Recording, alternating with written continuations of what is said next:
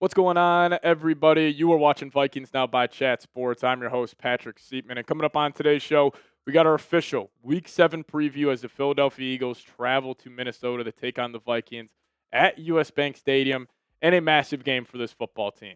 The Vikings sit at 3-2 right now, and a win could really spark this team to go on a run and still potentially win that NFC North crown. So we'll dive into the full preview here, but we also be deep diving into the Philadelphia Eagles. They're a very polarizing team right now. They've had a lot of ups and downs so far this season, a lot of drama in the locker room. So we'll talk about the Eagles to start off, and then also some big-time injury news, mainly on the Vikings front. So we'll discuss that, and then I got my 5 keys to victory and my score prediction at the tail half of today's show. But speaking about this Week 7 matchup, let's get the good vibes going, get the good mojo going, and if you guys want the Vikings to beat the Eagles this weekend, go down there, hit that thumbs up icon, and put today's goal as a lofty one. 1,000 likes. So if you guys could help me out, hit that thumbs up icon. If you guys see we're not at 1,000 likes, help us out. Hit that thumbs up icon if you want the Vikes to beat the Eagles. All right, let's talk about the Eagles here. So the defending Super Bowl champs coming in the US Bank Stadium, and the Eagles are a very interesting team. They have had an up and down start to this season, and their up and down play can even be seen game to game. Like the Eagles offensively, they'll sometimes have a great first half or a great second half, but they have been able to truly have a complete game. Now, the Eagles week 1 against the Cowboys ended up winning that one 24-20. They beat the Chiefs week 2 20-17, beat the Rams in week 3 33-26, ended up beating the Tampa Bay Buccaneers. So they were 4-0, feeling good, but then they smoked the game away against the Denver Broncos at home. They were up 17-3, ended up losing that ball game 21-17. Then he also ended up losing this past week on Thursday night to the New York Giants, 34-17. So they have a record of 4-2, still a solid record, but hasn't really been too smooth of a process for Philadelphia. So offensively, they were one of the best offenses in the league this past season. Obviously, they won the Super Bowl. They had one of the best rushing attacks in NFL history. But this season, that hasn't been the case for Philadelphia. I was honestly stunned looking up these stats. Yards per game, they're 29th.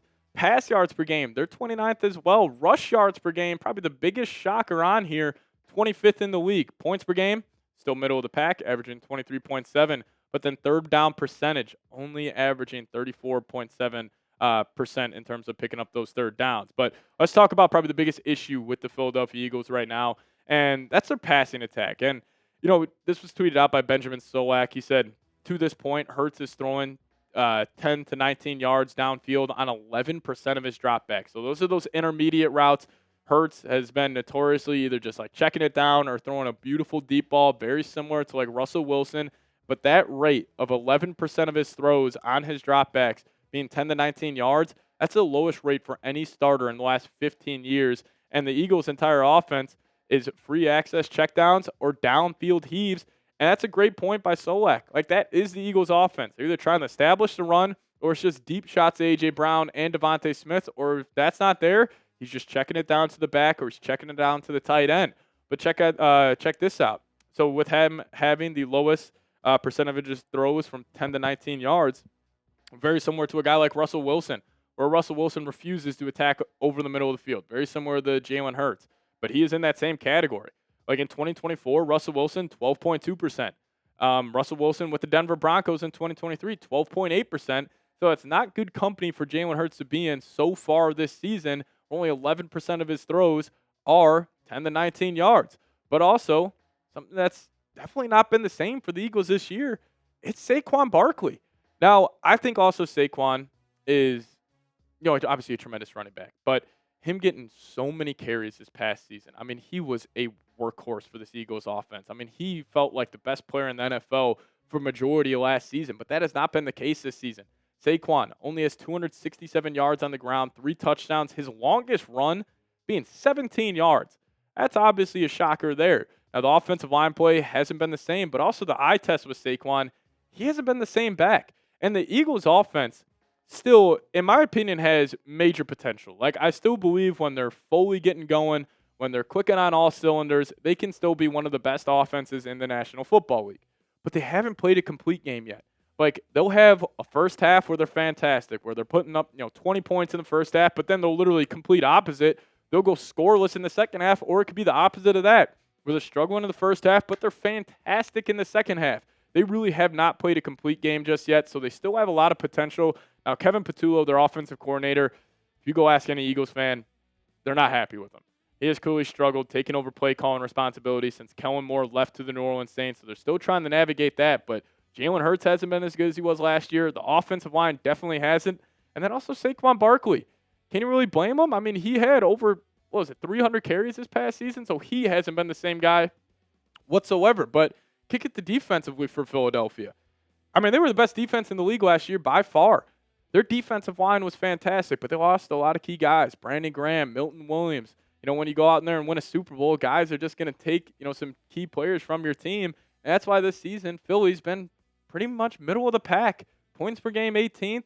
They give up a lot of yards on the ground, 26th in the NFL there, 134.3 per game. So they just haven't been the same. And, their two weak links are these two guys, both their corners, Ringo and Adoree Jackson. If you watched that Thursday night game against the New York Giants, I mean, the Giants had guys like little Jordan Humphrey going up there and mossing guys. Like, they didn't have Malik Neighbors. They didn't have Darius Slayton. And these two, Ringo and Jackson, were getting absolutely killed.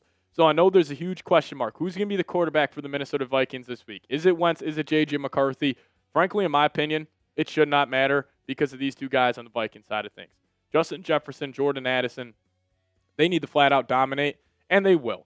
Like, they're going to get open. There's nobody on this Eagles team, especially if Quinyon Mitchell, which it's looking like he won't be able to go with that hamstring injury. There is no reason these two should not have a monster performance. And also specifically, Jordan Addison. I think Jordan Addison's sitting on a massive game because, the Eagles, they'll still do everything they can. It doesn't matter if they had me playing corner. They're still going to give 4 eyeballs, if not 6 eyeballs, number 18's away, which should leave a lot of one-on-one opportunities for Addison. Going against a guy like Jackson or Ringo, watch out for number 3 putting up a big-time game this weekend. But then also, what about a guy like Jordan Mason? Jordan Mason, a very physical running back. And we just talked about how the Giants, they were able to push around the Eagles this past week. They had a guy like Cam Skadaboo have a monster performance. Like, if Jordan Mason could somehow replicate what Skadaboo did, that would be awesome. Skadaboo ran all over this defense, and especially in that fourth quarter. Like, he was just wearing on these guys. 19 carries, 98 yards, 3 touchdowns, had 2 catches going for 12 yards, but this was ridiculous. Yards after contact for Skadaboo, 79 yards, and he also had 47 yards for stacked boxes. So even when the Eagles were trying to sell out, take away the run, Skadaboo was still able to be very, very productive. So the Eagles, even though they're Super Bowl champs, this is not the same team that they were this past season. Obviously, they lost a lot of talent. They lost their offensive coordinator. Saquon, he's coming off a heavy usage year, so he hasn't been the same guy. And Jalen Hurts, I still think he's one of the most over-criticized guys in the NFL, but he's not the same guy that he was this past season. He can't attack over the middle of the field. There's no intermediate throws in the Eagles passing game, and they're just very vanilla offense right now. And when you have Brian Flores and that crowd noise, Vikings defense should have a monster game this weekend. But I'll ask you guys this. Predict the score for me. Vikings versus Eagles. You guys let me know your thoughts down below in the comments section. What do you guys think the score prediction is going to be? I'll give you guys mine here in about 5 to 7 minutes. All right, let's talk about the Vikings injury news here. So, no exact injury report coming out just yet, but these are just early estimations. So, guys that should be questionable versus Philadelphia, J.J. McCarthy, Carson Wentz. I'm assuming we'll get an update here eventually. Donovan Jackson, I would, guess he would be out there. Brian O'Neill, 50-50 if he goes. Blake Cashman should be good to go. And then Andrew Van Ginkel, I'm going to guess he's not going to go. But still, I mean, these are, at least the 4 guys besides the quarterback position, like Jackson, O'Neill, Cashman, and Van Ginkel. These are 4 of your top 20 players on the team. So getting these guys back would be absolutely huge, especially Cashman and Van Ginkel. We have seen this Vikings run defense really struggle the last couple weeks, but I think that's just because of injuries. I don't think it's because of scheme or losing, Harrison Phillips. People think Harrison Phillips was like holding down the Vikings run game, which I think is a little ridiculous. I just think it's because Cashman and Van Ginkel haven't been there. And then also, for the Eagles side of things, Quinyon Mitchell's probably not going to play. Quinyon Mitchell's one of the best corners in the league. And the Eagles have no depth behind him. We were just talking about Ringo and Jackson. If he can't go, and those 2 are the starting corners, the Vikings wide receivers should completely feast this upcoming weekend. So he's dealing with a hamstring injury. Now, I'm going to guess this guy plays. Jalen Carter, probably the best young defensive player in the NFL, him or Jared Verse. He's an absolute stud. He's a madman, but he's dealing with a heel injury. Now, there was some speculation. He was a late scratch versus the New York Giants.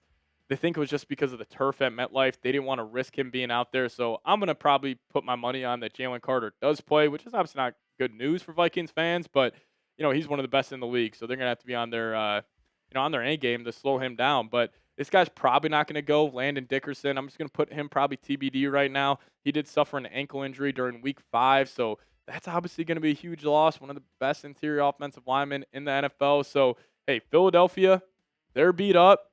Vikings should be getting some guys back. It just smells like a trap game for the Minnesota Vikings. So if you guys could, though, hit that subscribe button. We will be going live for the game an hour before kickoff, and we're going to take on our Eagles Now channel in a Week 7 subscriber battle. Which channel can pick up the most subs this week?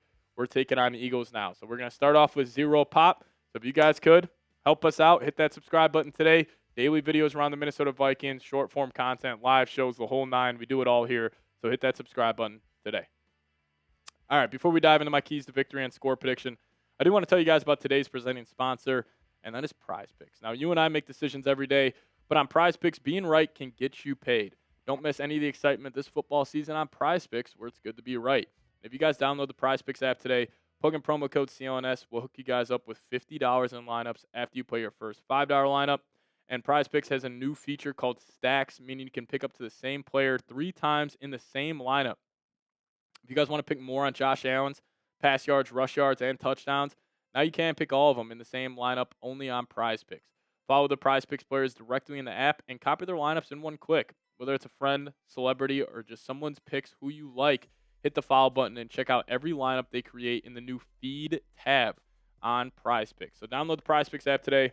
Make sure you plug in that promo code CLNS. We'll hook you guys up with $50 in lineups after you play your first $5 lineup. That's code CLNS to get $50 in lineups after you play your first $5 lineup. But shout out to PrizePicks for sponsoring today's show. PrizePicks, it's good to be right. All right, let's dive into some keys to victory for our Minnesota Vikings team this weekend. And number 1, let the wide receivers dominate. Every single week, the Vikings will have the advantage on the perimeter. I don't care if you're going against the best secondary in the league. When you have Justin Jefferson, Jordan Addison, Jalen Naylor, you will have the advantage every single week, no matter who you're playing. Now, this week specifically, going against the Eagles, they have 2 of the worst, honestly, starting defensive players in the National Football League. Ringo, Adoree Jackson. These 2 are terrible. This is a matchup nightmare if I'm an Eagles fan. And the one guy I think is going to dominate specifically, that's going to be Jordan Addison. Because I think no matter what, the Eagles are going to do their best to take away Justin Jefferson. Even if they have, or even if Quinion Mitchell's not able to go, they're still going to roll the safety over the top. They're going to have a linebacker shading his way. They're going to do everything they can to take away number 18. So I fully anticipate Jordan Addison to have a monster game. Because if this guy's one-on-one, there's nobody that can stick with him. He's a great deep threat. He can pretty much run any single route imaginable. He's got great hands. I still think he's one of the most just slept-on players in the National Football League. So if I had to call my shot, one Vikings player offensively that is going to completely pop, I think it's going to be J.A. I could see him going for 100 yards. Maybe even finds the end zone 2 times. So watch out for number 3 this weekend. Free 3. We're bringing the tagline back. And hopefully Addison feast on a beat-up Eagles secondary. But number 2 here, you got to be the more physical football team. And the reason I put this as keys to victory is because this is how the Eagles lost to the New York Giants. Cam Scatterboo, the energy that guy brings to that Giants team, it sparked a victory. And the Vikings could do the same with Jordan Mason here. And the Giants beat up the Eagles last week. And the Vikings, they need to do the exact same thing. I never thought I would see the day where a team like the Philadelphia Eagles, who was one of the most physical football teams in the NFL last season, that they just got their ass handed to them. It's not like the Giants kind of had a fluky win. No, they beat the crap out of them. They were the more physical team up front. They had this swagger. They had this moxie about them that, I'm not saying that the Vikings can't replicate it, but it's going to be hard to do that because also when you have a great team, I always say this, a great team who gets embarrassed on primetime, they're going to be incredibly motivated the next week. So it's going to be a tough test, but you do have a chance, especially with that defensive line.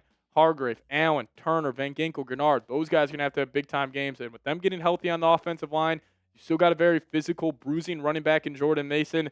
You got to try to do what the Giants did to him last week. And I think the biggest advantage the Vikings have here in this game, if it's not the Vikings wide receivers versus the Eagles corners, it's a Vikings defensive coordinator going against the Eagles offensive coordinator. Brian Flores versus Kevin Patullo. The Eagles are a very vanilla, limited offense right now. And I truly believe this. I think Brian Flores could potentially get Kevin Patullo fired after this week. Because you think about this Vikings defense, everything they have working for them. You're getting Cashman back. Maybe you can somehow get Andrew Van Ginkel back. I doubt it. But you're coming off a bye. These guys are going to be rested, ready to roll. You're going to have the crowd noise. You have a quarterback like Jalen Hurts, which is not the ideal quarterback you want to attack a Brian Flores defense. To attack a Brian Flores defense, you want a quarterback like Jared Goff. If there's one quarterback in the NFL that probably Brian Flores stays up all night thinking about, it's probably Goff, that stacked U.S. quarterback who just gets the ball out on time and is super accurate over and over again, a great processor. Like, that's the type of quarterback that gives Brian Flores fits, not the Jalen Hurts archetype. And I just think Flores, he's going to be in his bag all this week, and I think it's just going to be a tough matchup. I would not be shocked if literally Monday morning after that game, or even that Sunday night, if it all goes well for the Vikings, this sicko right here could potentially get Patullo fired. He's already kind of treading in the wrong direction amongst Eagles fans, so we'll wait and see how it plays out. But I think the Vikings defense, they got a great opportunity, and it'll be interesting to see if they take advantage. But, a way Patullo keeps his job, and a way the Eagles offense finds any sort of success, it's Saquon Barkley. You cannot let him get right. He has clearly not been the same guy as he was last year, but that doesn't mean he doesn't have it in him. I mean, he's only averaging 3.4 yards per carry this season, which if you would have told me that before the year, I would have said you are absolutely out of your mind. He's got 4 total touchdowns. He's got just under 500 all-purpose yards on the season. Now, he is still one of the best backs in the league. You just can't let him dominate. And the Vikings, without Cashman and Van Ginkel, they have been getting gashed in the run. Like Bijan Robinson had a massive game. Kenneth Gainwell had a massive game for the Pittsburgh Steelers. But I think the Vikings' run defense, kind of the lapses they have had, it's because of Van Ginkel and Cashman. In terms of rush defense success rate, without Cashman and Van Ginkel, the 31st in the league. But with those guys back in the lineup, they're the best in the NFL. And that's not even just this year. That's dating back to the start of last season. So I just think that was the injuries playing into it. But you cannot let Saquon get right. Because like I was saying on how to defeat a Brian Flores defense, it's either those statuesque quarterbacks or you just run the football. You get ahead of the sticks, but then Flores can't have those exotic blitz packages on 3rd and long. So you can't let him get right. And this is a chalk one. I could say this any week about any team, but it specifically matters for the Minnesota Vikings. Win the turnover battle. Also, Isaiah Rodgers having a revenge game against the Eagles. Maybe he ends up getting an interception. But the reason I say win the turnover battle is because of this stat. Kevin O'Connell, 26-3 when his team wins the turnover battle. That's probably the best stat I have around KOC. Now, I'm obviously, most coaches have a positive win-loss record when they do win the turnover battle. But the fact that they're 26-3, that speaks to KOC, that speaks to Flores. If you just take care of the football, you get 1 or 2 takeaways, you should end up winning this game. And I do have the Vikings winning this game.